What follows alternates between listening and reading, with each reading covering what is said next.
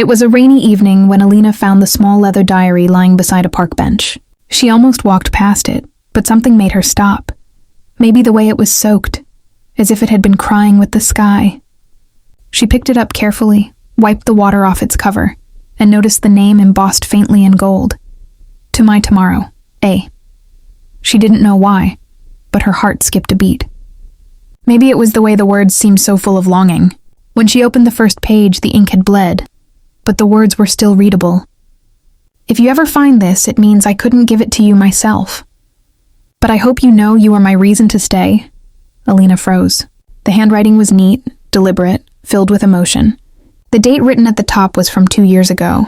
She turned the pages one by one, letters, sketches, and fragments of thoughts, all addressed to someone unnamed.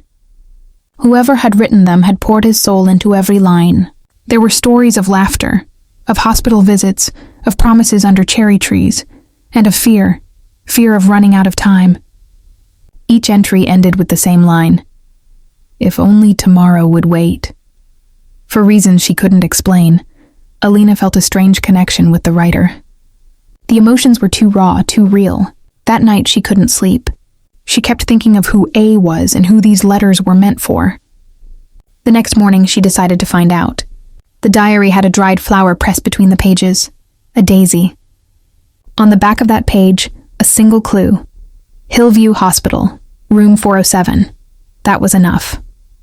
Alina took a bus to the hospital, clutching the diary like something sacred. When she reached the reception and asked about room 407, the nurse looked at her curiously. That room hasn't been used for a while, she said softly. It belonged to a patient named Arman Malik. He passed away 2 years ago. The words hit Alina like thunder. She opened the diary again. The last entry was dated just 1 day before his death. It said, "If you ever read this, I want you to know, you saved me even when you didn't know me." The nurse noticed her expression and asked gently, "Did you know him?" Alina shook her head, whispering, "I think I do now." She asked if Arman had any visitors back then. The nurse nodded. Yes, there was a girl. Came every evening with a yellow scarf, but after he passed, she stopped coming. We never knew who she was. For days, Alina couldn't get the story out of her mind.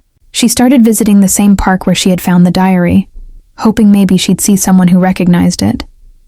A week later, she did. A woman in her late 20s, wearing a yellow scarf, sat on the same bench, staring at the rain just like Alina had done that first day. Alina approached her slowly and held out the diary. The woman's eyes widened, her hands trembling as she took it. "Where did you find this?" she whispered. "By that bench," Alina said softly. "I think it was waiting for you." Tears welled up in the woman's eyes as she opened it. "He was my best friend," she said, voice breaking. "He used to write to me but never showed me any of it. I left the diary here the day he died, thinking maybe someone would find it and remember him." Alina sat beside her, silent. The world seemed to slow down as the rain fell around them. The woman smiled faintly through her tears. "He always said stories don't end. They just find new hearts to live in. I guess this one found yours." Alina looked at the diary again, its pages wrinkled, but alive with emotion. She realized then that stories like these never really die. They travel, quietly, from one person to another, touching lives in ways unseen. Years later, Alina started her own project, Tales That Touch, a place where people could share stories of love, loss, and hope that changed them. She always kept Arman's diary on her desk as a reminder, because sometimes the stories we don't live ourselves are the ones that heal us the most.